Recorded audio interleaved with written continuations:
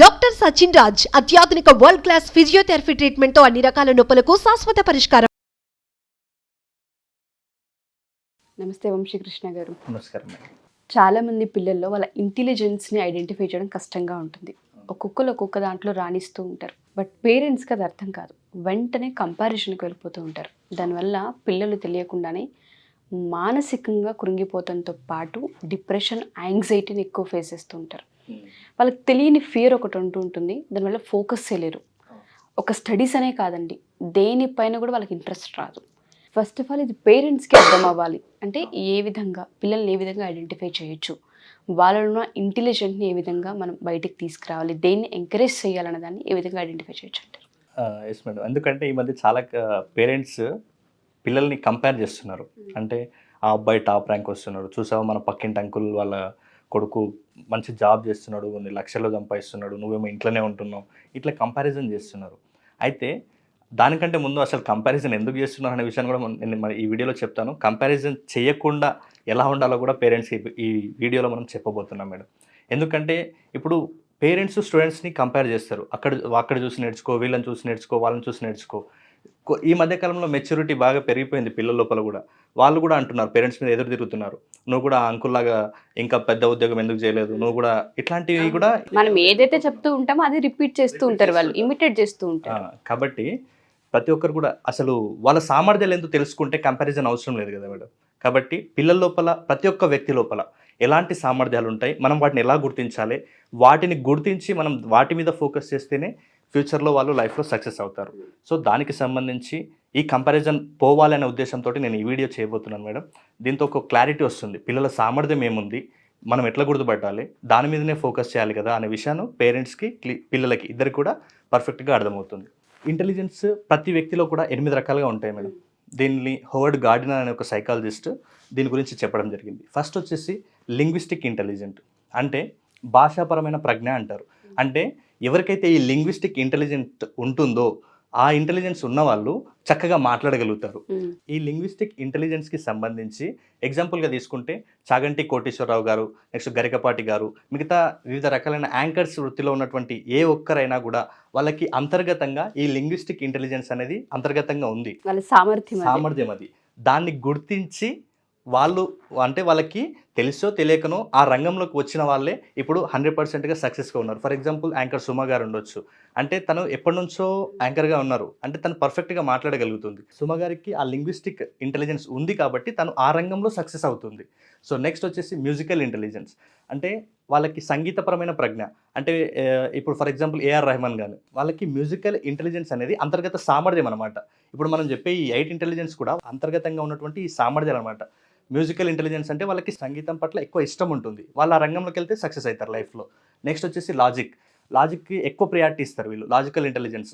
ఈ logical intelligence ఉన్న వాళ్ళలో ఎగ్జాంపుల్ న్యూటన్ కానీ, ఆర్కిమిడీస్ కానీ, వీళ్ళు సాధారణంగా వదిలేకుండా ఆ ఉన్నటువంటి ఆ చిన్న విషయాన్ని లాజికల్గా ఆలోచించి కొత్త కొత్త థియరీస్ని మన ముందుకు తీసుకొచ్చారు. సో వాళ్ళకి లాజికల్ ఇంటెలిజెన్స్కి ఎగ్జాంపుల్. నెక్స్ట్ వచ్చేసి విజువల్ ఇంటెలిజెన్స్, అంటే కెమెరామెన్స్ కావచ్చు, వీడియోగ్రాఫర్స్ కావచ్చు, అంటే వాళ్ళకి చూసే కోణం డిఫరెంట్గా ఉంటుంది, అంటే డిఫరెంట్ యాంగిల్స్లో వీడియోస్ తీయడం.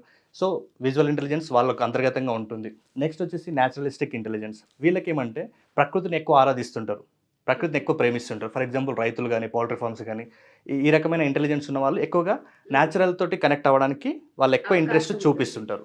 వీళ్ళు అదే రంగంలోకి వెళ్తే మాత్రమే సక్సెస్ అవుతారు, మిగతా రంగంలో వాళ్ళు సక్సెస్ అవ్వలేరు.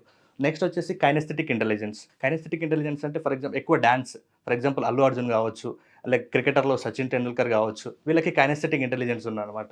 నెక్స్ట్ వచ్చేసి ఇంటర్పర్సనల్ ఇంటెలిజెన్స్, అంటే వీళ్ళు ఇంకొక వ్యక్తులతోటి అద్భుతంగా కమ్యూనికేట్ చేయగలుగుతారు. ఫర్ ఎగ్జాంపుల్ మోడీ కానీ, లేకుంటే కేసీఆర్ కానీ, జగన్మోహన్ రెడ్డి, పొలిటికల్గా ఉన్నటువంటి ప్రతి ఒక్కరు కూడా ఇంటర్పర్సనల్ స్కిల్ ఉంటుంది. నెక్స్ట్ వచ్చేసి ఇంట్రాపర్సనల్ ఇంటెలిజెన్స్. ఈ ఇంటర్పర్సనల్ ఇంటెలిజెన్స్ అంటే వీళ్ళు అద్భుతమైన మేధావులు, ఫర్ ఎగ్జాంపుల్ రతన్ టాటా లాంటి వాళ్ళు కావచ్చు.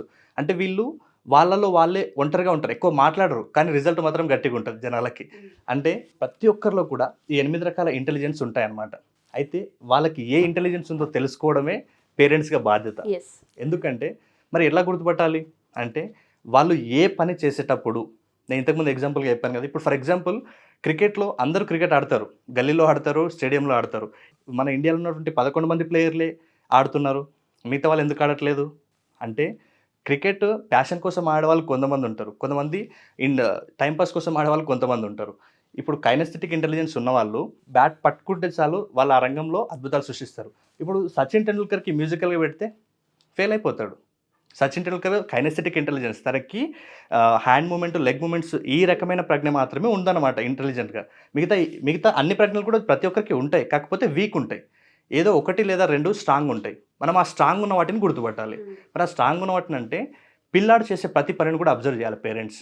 చేసి వాళ్ళు ఏ రకంగా చూస్తున్నారు, ఏ పని చేస్తే అలసిపోకుండా చేస్తున్నారు, ఏ పని చేస్తే వాళ్ళకి ఆనందం కలుగుతుంది, ఏ పని చేసేటప్పుడు తినడానికి కూడా రమ్మంటే కూడా వాళ్ళు తినకుండా అదే పనిలో నిమగ్నం అవుతారో అది వాళ్ళ ఇంటెలిజెన్స్. కాబట్టి ప్రతి ఒక్కరు కూడా ఈ 8 ఇంటెలిజెన్స్ పిల్లల్లో ఏమున్నాయో చూడాలంటే పిల్లల్ని బాగా అబ్జర్వ్ చేయండి. అబ్జర్వ్ చేసినప్పుడే అర్థమవుతుంది, అంతేకాని కంపేర్ చేయకూడదు.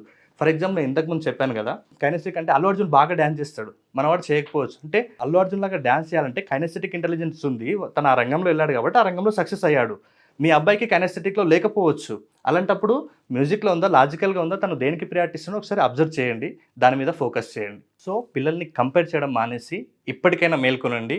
పిల్లల్లో ఈ 8 సామర్థ్యాలు ఉంటాయి. అందులో ఏ సామర్థ్యం బలంగా ఉంది, ఏ సామర్థ్యాల మీద వాళ్ళు వర్కౌట్ చేస్తున్నారు, ఏ సామర్థ్యాల మీద వర్కౌట్ చేసేటప్పుడు వాళ్ళు మొత్తం ప్రపంచాన్ని మర్చిపోయి దాని మీదనే ఫోకస్ చేస్తున్నారో అదే వాళ్ళ ఇంటెలిజెన్స్. వాళ్ళని అదే రంగంలో పంపిస్తే వాళ్ళు సక్సెస్ అవుతారు. ఇప్పుడు ఫర్ ఎగ్జాంపుల్ మీకు దీనికి సంబంధించి ఒక చిన్న స్టోరీ చెప్తాను చూడండి. అడవిలో అన్ని జంతువులు ఉన్నాయనుకోండి మేడం, అంటే జిరాఫీ, ఏనుగు, కుందేలు అన్నీ ఉన్నాయి మనకి. ఇప్పుడు ఫర్ ఎగ్జాంపుల్ చెట్టెక్కే పోటీ పెట్టాలి. చెట్టెక్కే పోటీ పెట్టినప్పుడు ఏనుగు గెలుస్తుందా, కోతి గెలుస్తుందా, ఏది గెలుస్తుంది మేడం? మంకీ గెలుస్తుంది. మరి ఏనుగు గెలవలేదా? తన సామర్థ్యం అది కాదు, దాని సామర్థ్యం అది కాదు. ఇప్పుడు ఫర్ ఎగ్జాంపుల్ చెట్టెక్కే సామర్థ్యం ఎవరికి ఉంటుంది? కోతికి ఉంటుంది. కాబట్టి కోతి ఫాస్ట్గా ఎక్కేస్తుంది. ఏనుగు బలంలో దిట్ట, టైగర్ వేటాడడంలో దిట్ట, కుందేలు పరుగు పందెంలో దిట్ట. అంటే మీరు జస్ట్ ఇప్పుడు ఫర్ ఎగ్జాంపుల్ చేప ఉంది మేడం, అట్లాగే చేప ఉంది. చేప నీటిలో ఈదగలుగుతుంది. అలాగే ఒక ఏనుగు ఈదగలుగుతుందా? లేకుంటే చిరుతపులు ఈదగలుగుతుందా? ఈదలేదు. మరి ఒకవేళ అదే చేప అయితే నీళ్ళలో ఈదుతుంది కదా, అదే పోటీ మంకీకి పెడితే ఈదగలుగుతుందా? మంకీ చెట్టెక్కడంలో తోపు, అదే చేప నీళ్ళలో ఈదడంలో తోపు. మీ పిల్లలు కూడా ఏ రంగంలో ఉన్నారో చూడండి. ఇప్పుడు మంకీ చెట్టెక్కిందని ఏనుగును చెట్టెక్కించగలమా? నువ్వు ఏళ్ళ తరబడి కూర్చో, ఏళ్ళ తరబడి కష్టపడు, నువ్వు ఏమన్నా చేయి, మంకీ చెట్టెక్కినంత ఈజీగా ఏనుగును చెట్టెక్కించడం. అలాగే ఏనుగు బలంలో దిట్ట. సో ఏనుగునంత బలంగా మంకీ ఉంటుందా? ఉండలేదు. అంటే అదే చేప నీటిలో ఈదుతుంది అన్నాం, అదే నీటిలో ఈదే చేపని నువ్వు కుందేలనో లేకుంటే మళ్ళీ చిరుతపులనో లేదంటే మళ్ళీ అదే ఏనుగును నీళ్ళలో ఈదిపించగలవా? ఈదిపించలేం కదా. అంటే దేని సామర్థ్యం అది. ఇప్పుడు ఫర్ ఎగ్జాంపుల్ ఏనుగు బలంలో దిట్ట అని చెప్పాం, చేప నీటిలో ఈదడం దిట్ట అని చెప్పాం, అలాగే మంకీ వచ్చేసి చెట్టెక్కడంలో దిట్ట. సో ఈ వేటికి జంతువుల విషయంలో ఏది దానికి ప్రత్యేకమైన సామర్థ్యం కలిగి ఉన్నాయి కాబట్టి అలా చేయగలుగుతున్నాయి.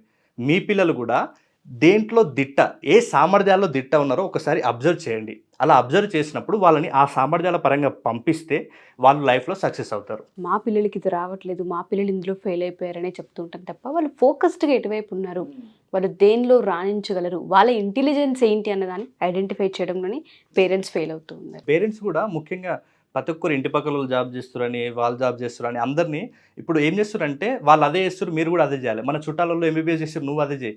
అరే ఎంబీబీఎస్ చేస్తారంటే వాళ్ళ సామర్థ్యం అది ఉంది అని. ఇందాక మళ్ళీ మంకీ స్టోరీ గుర్తుపెట్టుకోండి, వాళ్ళ సామర్థ్యం అది ఉంది, మీ వాడి సామర్థ్యం అది లేదు.